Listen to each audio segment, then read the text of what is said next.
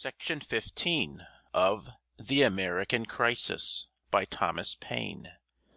A Supernumerary Crisis. To Sir Guy Carlton. Philadelphia, May 31st, 1782. It is the nature of compassion to associate with misfortune, and I address this to you in behalf even of an enemy, a captain in the British service, now on his way to the headquarters of the American army, and unfortunately doomed to death for a crime not his own. A sentence so extraordinary, an execution so repugnant to every human sensation, ought never to be told without the circumstances which produced it. And as the destined victim is yet in existence, and in your hands rests his life or death, I shall briefly state the case and the melancholy consequence. Captain Huddy of the Jersey militia was attacked in a small fort on Tom's River by a party of refugees in the British pay and service, was made prisoner, together with his company, carried to New York, and lodged in the provost of that city. About 3 weeks after which, he was taken out of the provost down to the waterside, put into a boat, and brought again upon the Jersey shore, and there, contrary to the practice of all nations but savages, was hung up on a tree, and left hanging till found by our people, who took him down and buried him. The inhabitants of that part of the country where the murder was committed sent a deputation to General Washington with a full and certified statement of the fact. Struck, as every human breast must be, with such brutish outrage, and determined both to punish and prevent it for the future, the general represented the case to General Clinton, who then commanded and demanded that the refugee officer who ordered and attended the execution, and whose name is Lippincott, should be delivered up as a murderer, and in case of refusal, that the person of some British officer should suffer in his stead. The demand, though not refused, has not been complied with, and the melancholy lot, not by selection, but by casting lots, has fallen upon Captain Asgill, of the Guards, who, as I have already mentioned, is on his way from Lancaster to camp, a martyr to the general wickedness of the cause he engaged in, and the ingratitude of those whom he served. The first reflection which arises on this black business is, what sort of men must Englishmen be, and what sort of order and discipline do they preserve in their army, when in the immediate place of their headquarters, and under the eye and nose of their commander in chief, a prisoner can be taken at pleasure from his confinement, and his death made a matter of sport. The history of the most savage Indians does not produce instances exactly of this kind. They, at least, have a formality in their punishments. With them it is the horridness of revenge, but with your army it is a still greater crime, the horridness of diversion. The British generals who have succeeded each other, from the time of General Gage to yourself, have all affected to speak in language that they have no right to. In their proclamations, their addresses, their letters to General Washington, and their supplications to Congress, for they deserve no other name, they talk of British honor, British generosity, and British clemency, as if those things were matters of fact; whereas, we whose eyes are open, who speak the same language with yourselves, many of whom were born on the same spot with you, and who can no more be mistaken in your words than in your actions, can declare to all the world, that so far as our knowledge goes, there is not a more detestable character, nor a meaner or more barbarous enemy, than the present British one.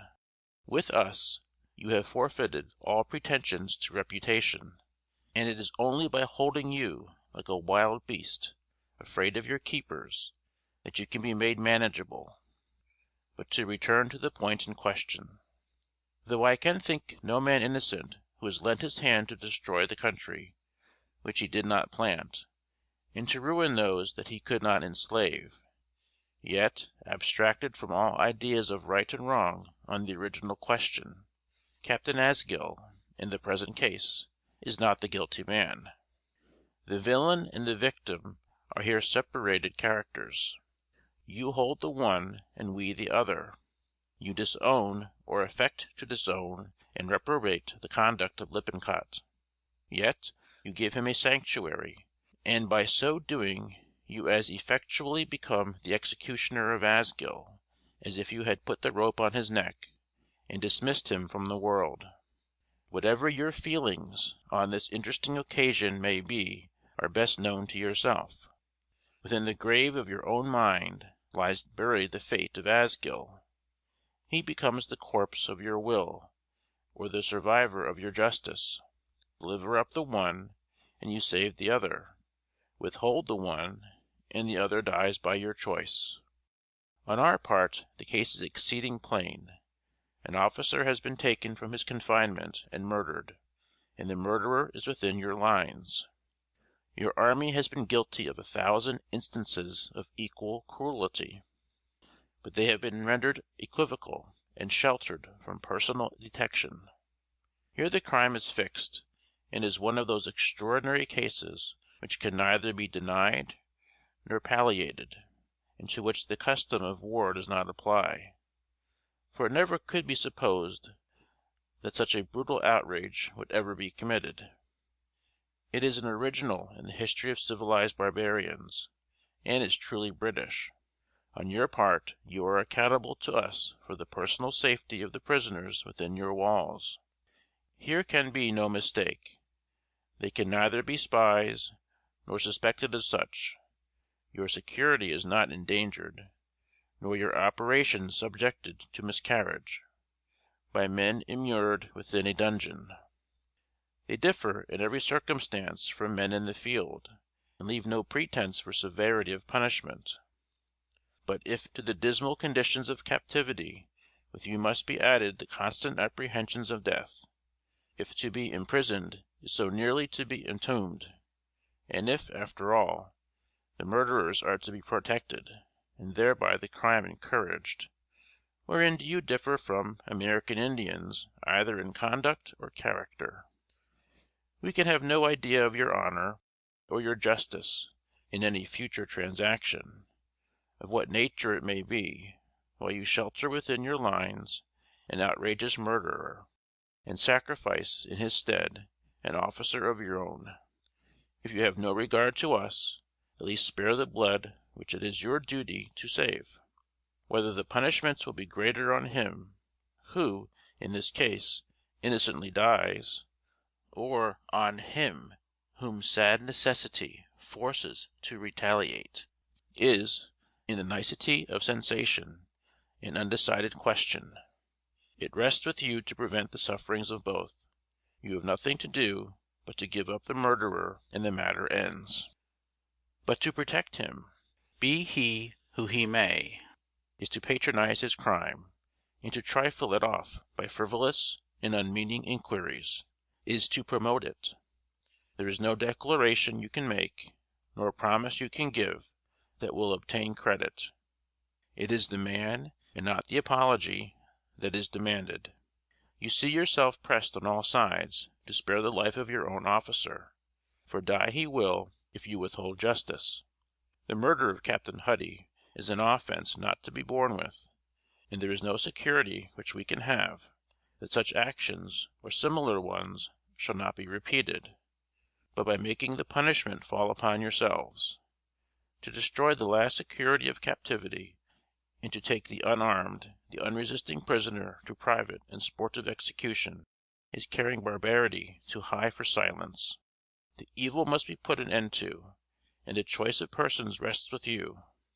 But if your attachment to the guilty is stronger than to the innocent, you invent a crime that must destroy your character. And if the cause of your king needs to be so supported, for ever cease, sir, to torture our remembrance with the wretched phrases of British honor, British generosity, and British clemency. From this melancholy circumstance learn, sir, a lesson of morality. The refugees are men whom your predecessors have instructed in wickedness, the better to fit them to their master's purpose. To make them useful, they have made them vile, and the consequence of their tutored villainy is now descending on the heads of their encouragers. They have been trained like hounds to the scent of blood, and cherished in every species of desolate barbarity. Their ideas of right and wrong are worn away in the constant habitude of repeated infamy, till, like men practised in execution, they feel not the value of another's life. The task before you, though painful, is not difficult. Give up the murderer, and save your officer, as the first outset of a necessary reformation. Signed, Common Sense. End of A Supernumerary Crisis by Thomas Paine.